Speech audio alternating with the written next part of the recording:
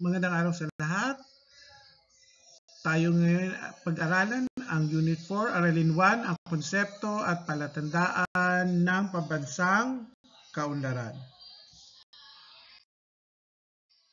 Bago tayo magsimula, basahin at sagutan ang mga sumusunod na katanungan o gawain sa video lesson na ito sa isang buong papel.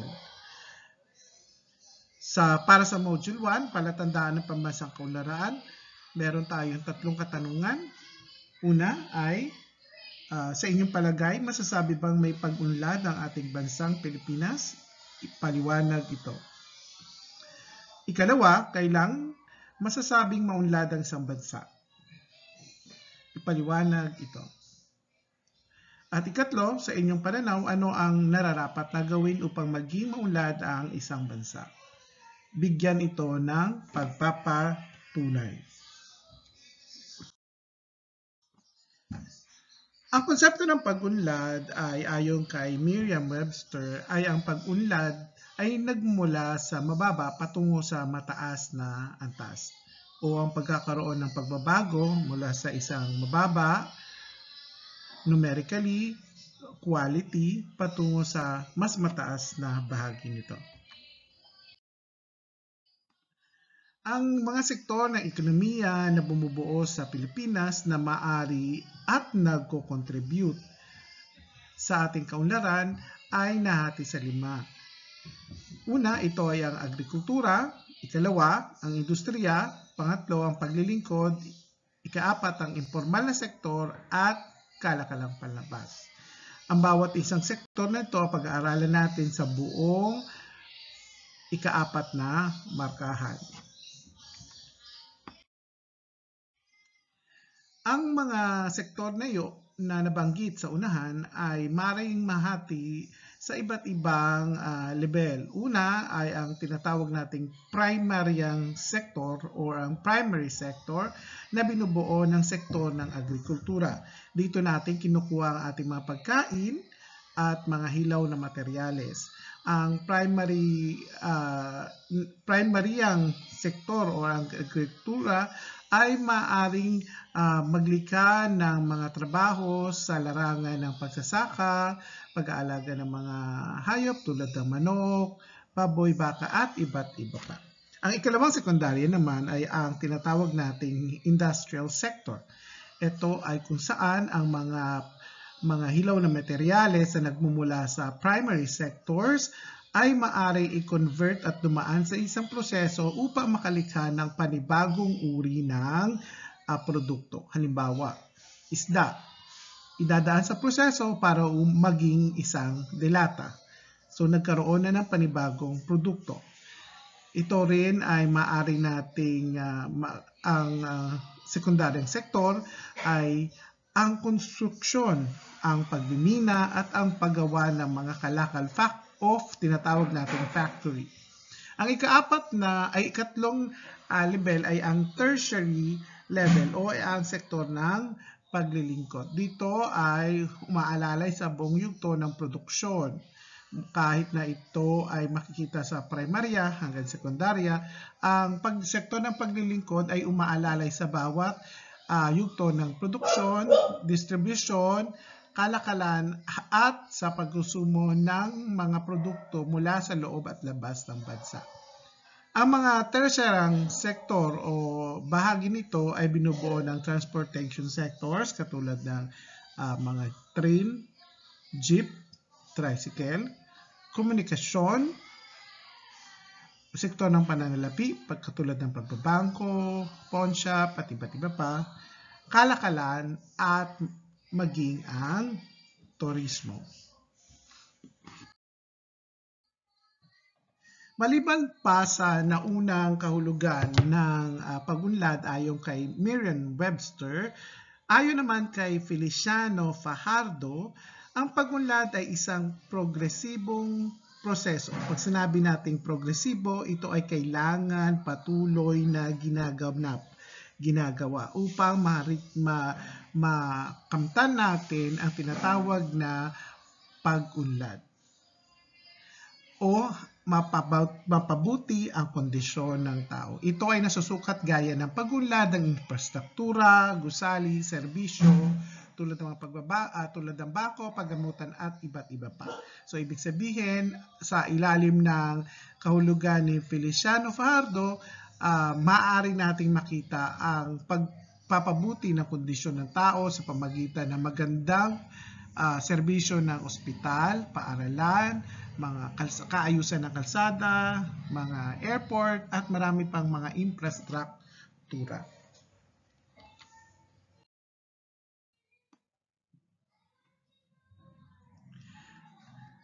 Ibig sabihin, ang pagunlad ay isang progresibo at aktibong proseso ng pagsulong ay bunga ng prosesong ito. So, ibig sabihin ko ang pagunlad ay kailangan ay progresibo, nagiging positibo, at kailangan itong patuloy na ginaganap.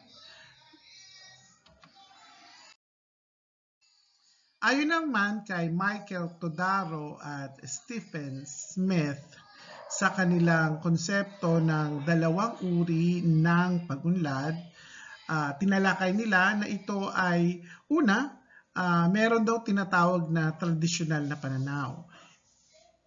Ang tradisyonal na pananaw ay ang pagunlad ay ang patuloy ng pagtaas ng income per capita o kita ng tao.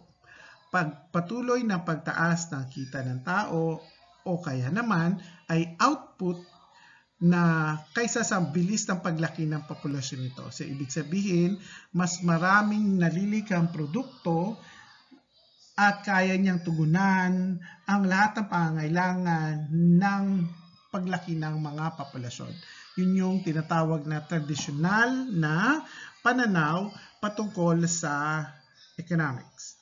Ibig sabihin, ulitin natin, ang tradisyonal na pananaw ng economics ay una, lumalaki yung kita o sahod ng bawat tao or income ng bawat isa. At pangalawa, ang pagtaas ng output versus population.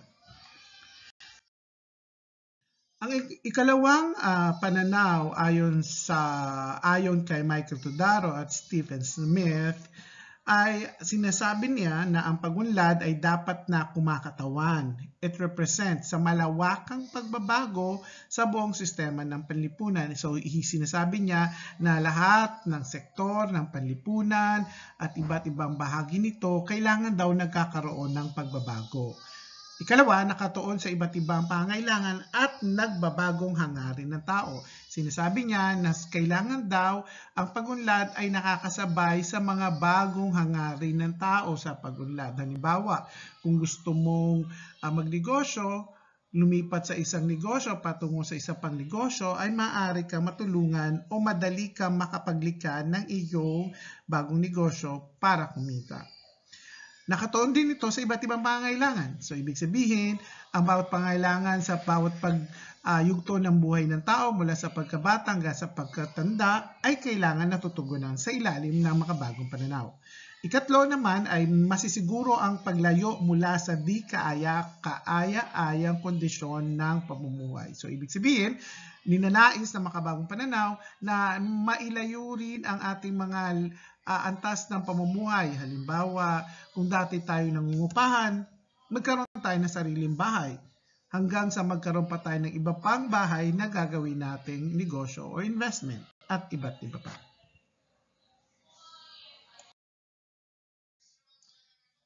Ayon naman kay Amartya Sen, sinasabi niya na kung ang pagunlad daw ay ang yaman ng buhay ng tao kaysa sa yaman ng ekonomiya ito. So, ibig sabihin na ang sentro dapat ng pagunlad ay ang pagpapaunlad ng buhay ng tao. Halimbawa, magandang kondisyon ng kalusugan, edukasyon, seguridad, at marami pang ibang aspeto na may kinalaman sa quality ng buhay ng tao. Ito ay makakamit natin kung maipababa daw natin ang antas ng kahirapan, kawalan ng trabaho, kamangmangan at di pagkapantay-pantay or inequality at pananamantala or corruption sa pamahalaan at iba't ibang sektor nito.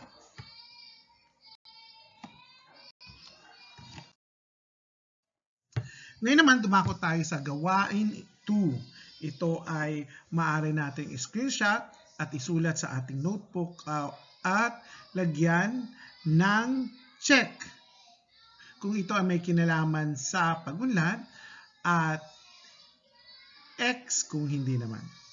Ulitin ko, ito ay isusulat natin sa ating isang buong papel. Ito ay gawain 2. Maaari nyo itong screenshot at sagutan. Lagyan natin ng check kung kayo ay sumasang-ayon na ang mga pahayag ay may kinalaman sa pag-unlad at X kung hindi naman.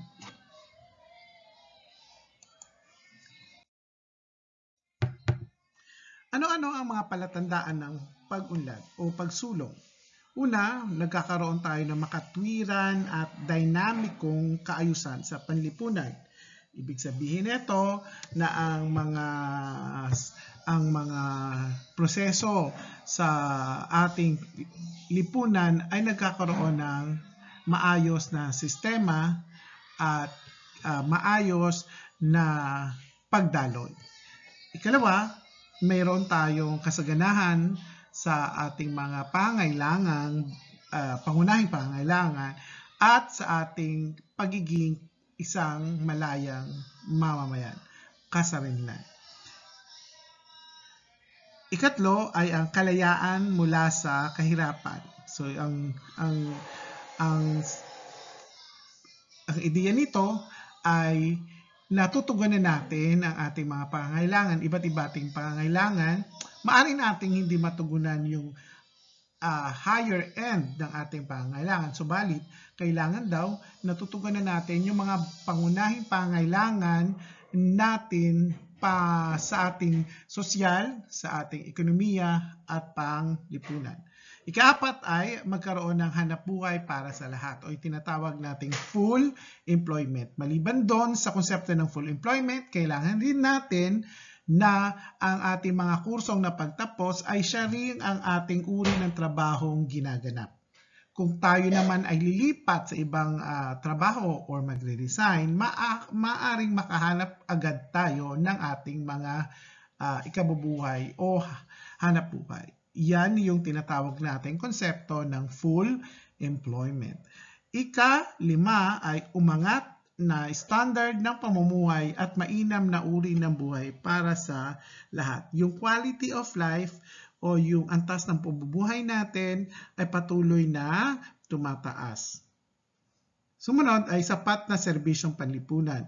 Ang mga serbisyong panlipunan na tinutugunan ng ating pamahalaan ay ating nakakamit ng walang hadlang. Kung nais natin na magkaroon sa edukasyon, na maayos na edukasyon, maayos ang ating mga paaralan. Maayos ang ating mga silid, kumpleto ang ating mga pasilidad at iba't iba. Ganon din sa ating mga sektor ng paggamutan at iba't iba pang bahagi ng serbisyong panlipunan na binibigay ng pamahalaan. At ang panghuli ay pagkakaroon ng katarungang panlipunan.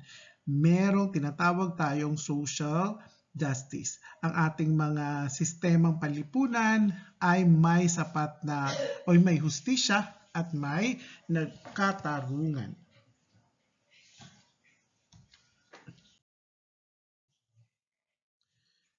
Ano-ano naman ang salik na maaring makatulong sa pagsulong ng ekonomiya? Merong 4 na mga salik na maaring makatulong sa pagsulong ng ekonomiya. Ang una nito ay ang ating likas na yaman, tulad ng mga yamang lupa, yamang tubig, kagubatan at mineral. Ang Pilipinas ay mayaman sa iba't ibang uri ng likas na yaman, kaya hindi natin ito masyadong nagiging suliranin. Subalit, ang nagiging suliranin ng ating ekonomiya ay kung paano natin ito magiging makukuha na hindi natin nasisira ang buong kapaligiran o tinatawag nating sustainable development.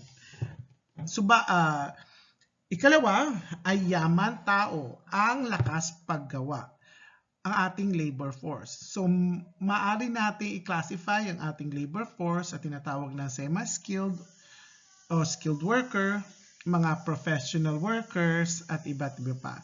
So, ang ating labor force ay kailangan nakakatugon sa mga pagbabago ng mga pangailangan o hamon ng ating industriya. Ito ay ang ating basihan na economic output. Ikaapat ay ang pagkakaroon ng kapital. Sa pagtulong ng mga kapital tulad ng mga makina, mga sa mga paggawaan ay nakakalikha ng mas maraming produkto at serbisyo. Ang kapital ay maaring salapi in a form of money na maaring gamitin sa pagbili ng mga kagamitan, kasangkapan, o pambayad sa mga renta tulad ng mga warehouse at iba't iba pa. O kaya naman, ang kapital ay maaari ring mga gamit na lumilika ng mga serbisyo at produkto. Ikaapat ay ang teknolohiya at inobasyon. Mahalaga ito kasi ito ay nagbibigay sa atin ng pagbabago o pagtugon sa iba't ibang pangailangan na nakakamit natin o nakikita natin, nakakasalubong natin habang ang isang bansa ay umuunlad.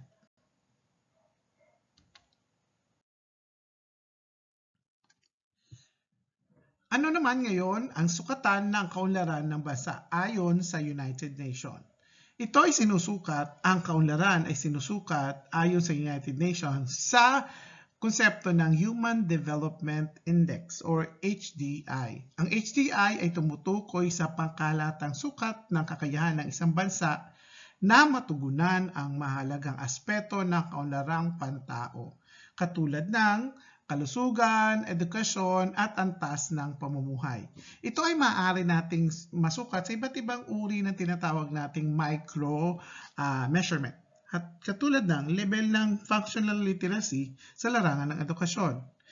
Nagagamit pa natin ang ating napag-aaralan. Ikalawa, gender disparity o ang dami o ang agwat ng babae, lalaki sa larangan ng pagtatrabaho at iba't iba pa. Maaari rin ito masukat sa iba't ibang multidimensional poverty index. Nasusukat natin yung iba't ibang aspeto ng pagiging mahirap o mga paraan para tayo ay makategorya na isang mahirap at ano-ano ang maaring gawin ng pamahalaan para matugunan ito. At marami pang mga aspeto na maaring makatulong para sa pagpapaunlad ng ating Human Development Index or antas ng pamumuhay.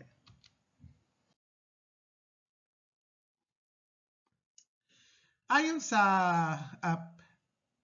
sa pangkalahatang kaalaman, ang bawat bansa ay hinati sa iba't ibang level ng kaunlaran. Una, narito ay yung tinatawag nating maunlad na bansa o developed economies. Ito ay ang mga bansang may mataas na gross domestic product, GDP, income per capita at mataas na Human Development Index.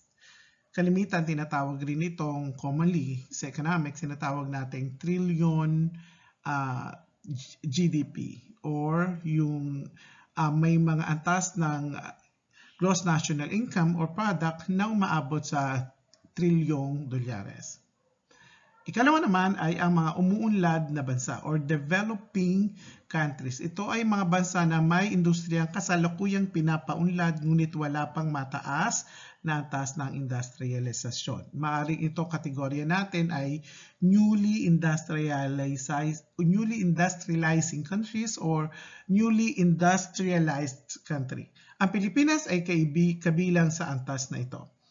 Ang ikatlo ay papaunlad na bansa or underdeveloped countries. Ito ay mga bansa na kung ihambing sa iba ay kulang ang industrialisasyon, mababa ang antas ng agricultural output, mababa ang GDP or GNP, income per capita, at Human Development Index. Maliban sa mga level o panukat o pananaw patungkol sa ekonomiya, sa pagunlad ng ekonomiya, ano-ano naman ang tungkulin ng bawat isa para sa pagpapunlad ng ating bansa? Una, kailangan nating suportahan ang ating pamahalaan. Sundin at igalang ng batas, magbayad ng tamang buwis, tumulong sa pagpuksa ng korupsyon at katiwalian sa pamahalaan. Ikalawa, maging produktibo. Ibig sabihin, linangin natin ang ating mga kakayanan at talento sa makabuluhang bagay. Mag-aral tayo ng mabuti. Ikalawa, magnegosyo. Kung kaya na natin sa susunod sa susunod na mga panahon, tayo ay maglikha ng mga negosyo. Ito ay makakatulong na malaki sa ating bansa. Bumuo at sumali sa mga kooperatiba. Ikatlo ay ang mataas na social responsibility. Tangkilikin natin ang mga produktong Pilipino upang maupaunlad natin ang industriya ng bansa. Magtipid tayo ng enerhiya sapagkat ang bawat enerhiya ay nangangahulugang ng pagbawas ng ating likas na yaman. Nakukonsume ang ating likas na yaman, nasasayang ang ating likas na yaman o ang ating mga natural resources. Makilahok sa mga gawain pansibiko. Pangalagaan ang ating kapaligiran kahit sa mas simpleng paraan, katulad ng paglilinis ng ating classroom, ng ating bahay, ng ating silid, ating bakuran, at iba't iba pa. Tamang pagboto. Piliin natin ang ating magiging lider na nakakaunawa sa tamang pagpapatakbo ng pamahalaan at ng ekonomiya. At panghuli, protektahan ang institusyong panlipunan. Huwag nating sirain ang mga gamit sa ating eskwelahan. Galangin natin ang ating mga guro o mga staff sa ating paaralan, ganun din sa iba't ibang sektor katulad ng munisipyo, ng paggamutan, ng mga pulis, at iba't iba pang mga institusyong panlipunan o natumutugon sa ating iba't iba pang panlipunan, serbisyong panlipunan.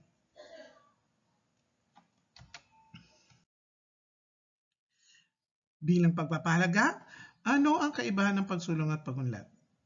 Maaari bang magkaroon ng pagsulong kahit walang pag-unlad? Maaari bang magkaroon ng pagunlad kahit walang pagsulong? Pagtibayin. Isulat ang mga sagot sa isang buong papel. So, ibig sabihin, meron tayong tatlong gawain na iyong ipapasa. Gawain 1, gawain 2, at gawain 3.